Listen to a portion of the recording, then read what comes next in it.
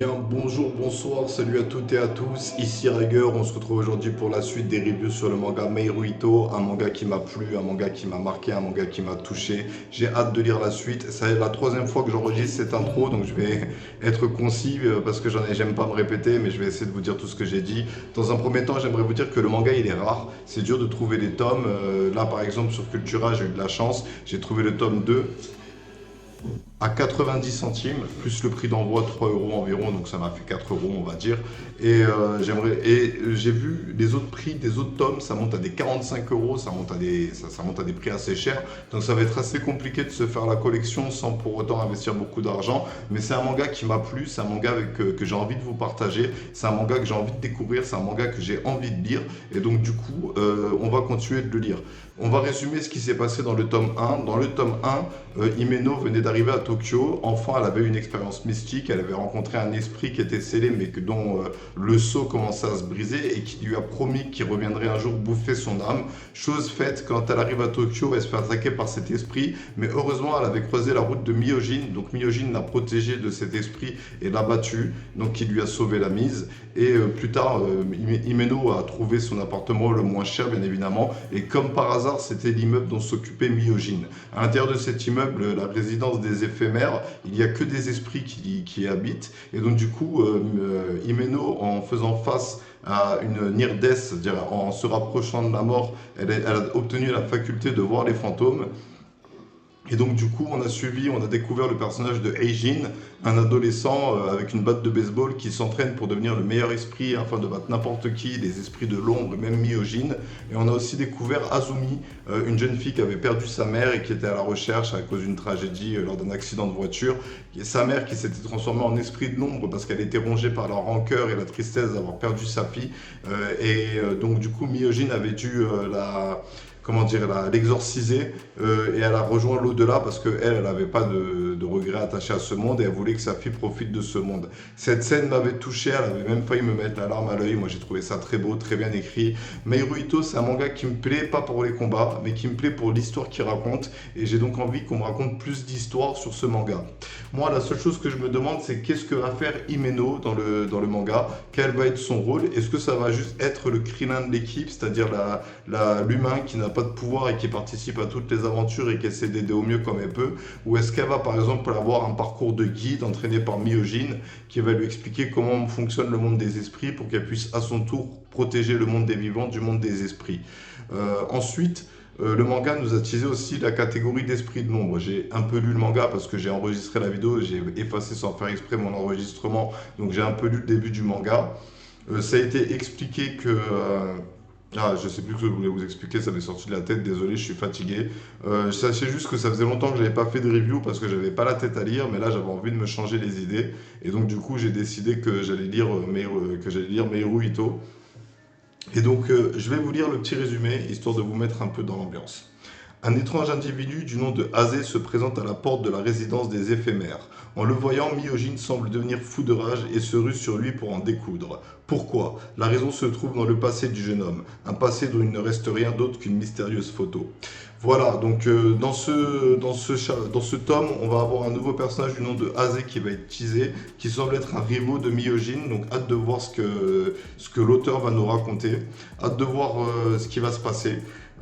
Juste, le tome 1 se terminait avec Himeno qui partait au lycée. Malheureusement, Himeno elle a des problèmes de famille. Ses parents sont pas venus à la cérémonie d'entrée. Ça l'a beaucoup touché, ça l'a beaucoup affecté. Mais heureusement, Myojin, Eijin et Izumi ou Azumi, j'ai oublié le nom de la petite fille, sont venus assister à la cérémonie pour lui apporter un soutien moral.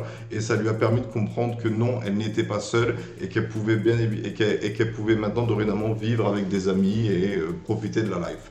Bref, je ne sais pas à quoi m'attendre pour ce tome, pour la simple et bonne raison que tous les shonen commencent un peu comme ça. Les premiers chapitres, c'est toujours des histoires courtes qui se terminent vite, et c'est pas des gros arcs dans lesquels il y a des gros développements qui sont faits. Donc par conséquent, on va commencer un nouvel arc, on va commencer un nouveau chapitre. Et du coup, je vais pas vous en dire plus. Moi, comme j'ai déjà un peu lu le manga, je vais avoir du mal à vous en parler sans vous spoiler. Donc du coup, ce qui va se passer, c'est qu'on va attaquer la lecture du chapitre 8. Vous, de votre côté, vous pouvez aussi lire le chapitre 8 de votre côté pour mieux apprécier cette review. Vous avez plusieurs moyens de le faire, hein. Vous pouvez acheter les tomes sur eBay ou sur Le Bon Coin ou sur ce que vous voulez pour avoir le tome en physique et le lire comme moi je fais un chapitre de temps en temps pour ensuite regarder la review. Ou sinon, les gars, c'est super facile à trouver en scan. Vous tapez scan Meruito. Je vous encourage pas à le faire parce que c'est illégal. Mais voilà, hein, c'est une solution qui existe aussi. Je vous dis pas de le faire, mais je dis qu'elle existe.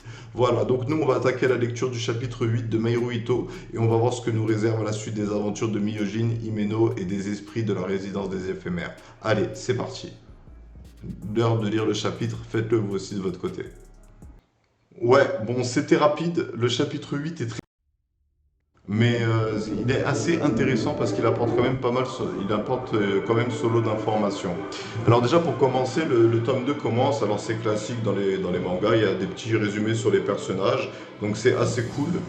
C'est assez cool d'avoir ce petit résumé sur les personnages, ça permet de se rappeler un peu qu'est-ce qu'ils représentent, qu'est-ce qu'ils pensent, qui ils sont, et de ne pas les oublier. Mais par contre, j'ai pas retenu le nom de la petite fille, je vais vous le dire tout de suite. Le nom de la petite fille dans le manga, comment qu'elle s'appelle? C'est Azumi. Il y a Eiji, Azumi, Myojin, Himeno.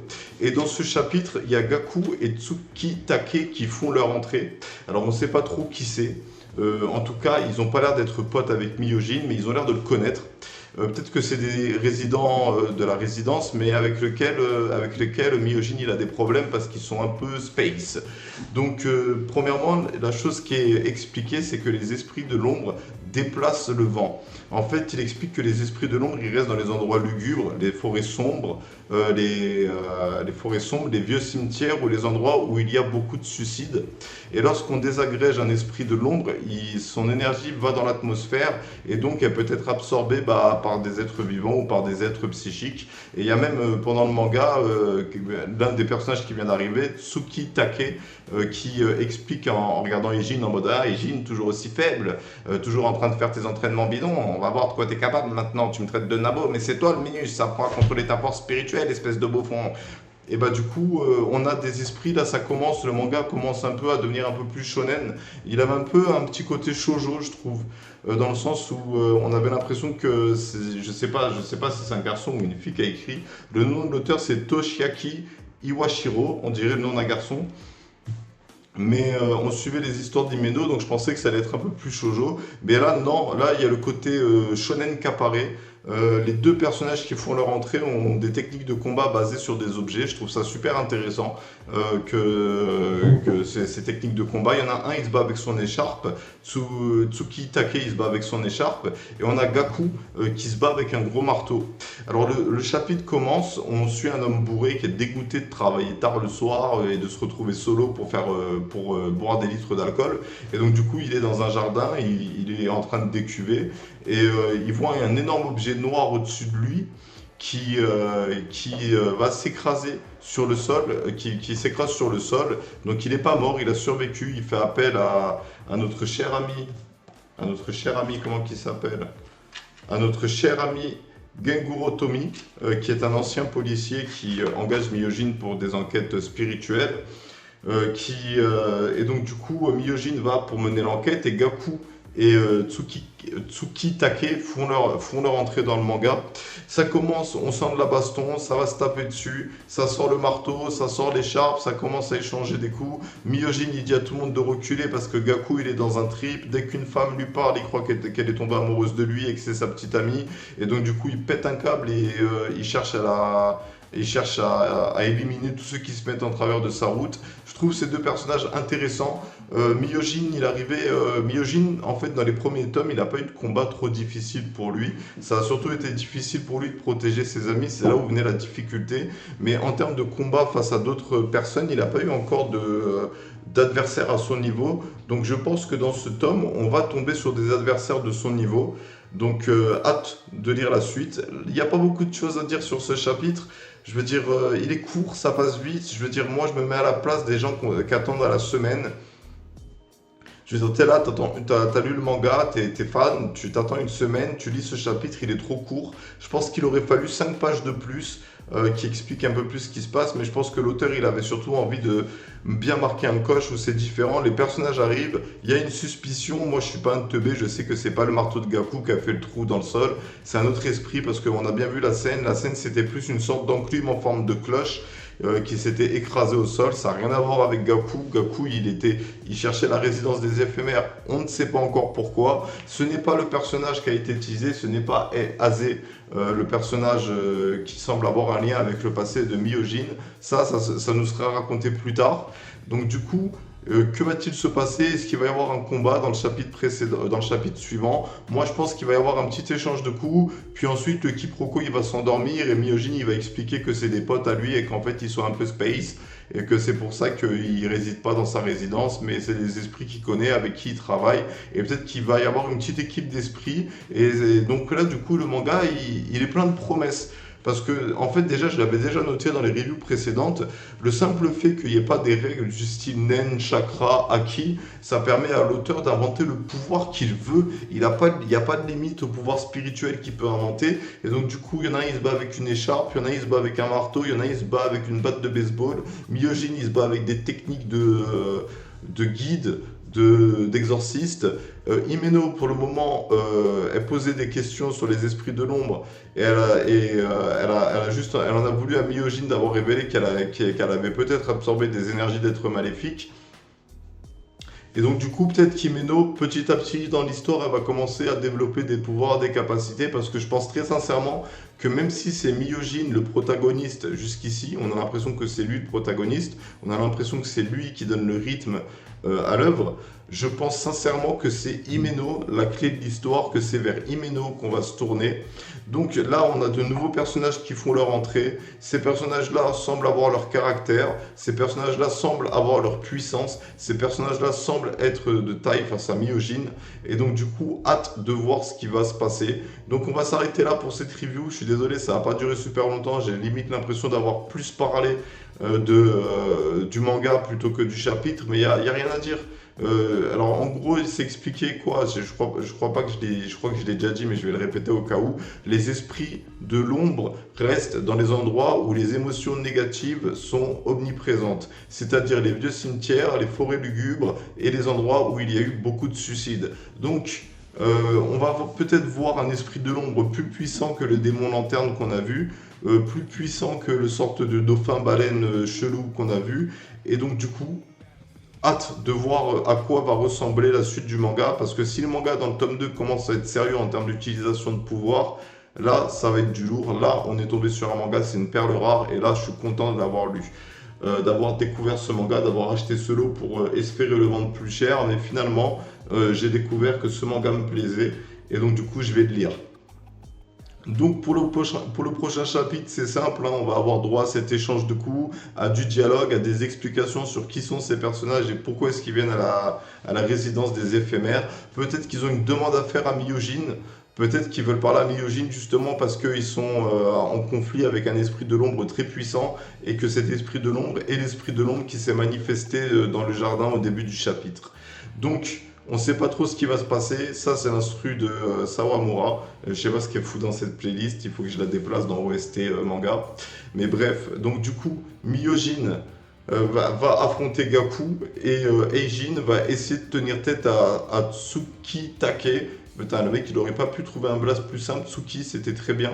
Bref, donc du coup, en attente de la suite. Moi j'ai bien aimé ce chapitre, il m'a donné, j'ai commencé à le lire quand le combat il allait commencer, j'étais là en mode ah, vas-y, c'est l'heure du combat, puis ensuite j'ai tourné la page et j'ai vu que c'était la fin du chapitre et j'ai fait eh mince. Normalement je devrais enchaîner avec la lecture du deuxième chapitre, mais en réalité j'aime bien faire un chapitre par chapitre, c'est bien comme ça, j'ai pas envie de plus lire le manga. Il faut savoir qu'avec les traitements, c'est très compliqué la concentration, donc me poser et lire un chapitre, c'est très dur, et surtout que j'ai envie de me réserver la surprise pour plus tard.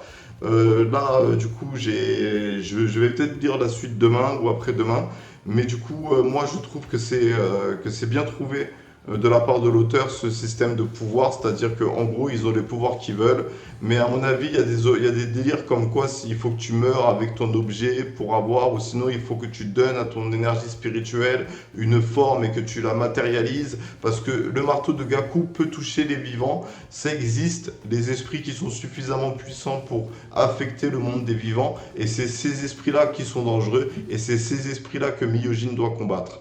Bref, on n'a pas encore le passé de Myojin nous a pas encore été teasé, mais il sera un peu raconté dans ce tome 2. Donc hâte de le lire, hâte de lire la suite. Moi, je me demande ce que vous avez pensé du chapitre, je me demande ce que vous pensez du manga. J'espère que je vous ai fait découvrir un manga rare, un manga unique, un manga original. Et donc du coup, moi, cette review, j'ai plus rien à dire sur le sujet. J'ai fait le tour, j'ai fait mon hypothèse. Je pense que Gaku et Tsukitake sont venus chercher Myojin parce qu'ils ont affronté un esprit de l'ombre qui est plus dangereux, qui est très dangereux et plus fort qu'eux et qu'ils ont justement besoin de l'aide de Myojin. Voilà, c'était tout ce qu'il y avait à dire sur ce chapitre. On lira le prochain chapitre la prochaine fois. C'était le chapitre 8. Je vais l'écrire juste pour ceux qui sont arrivés à la fin pour qu'on garde, un peu une trace. C'est ce que j'aurais dû écrire. Chapitre 8, un manga rare.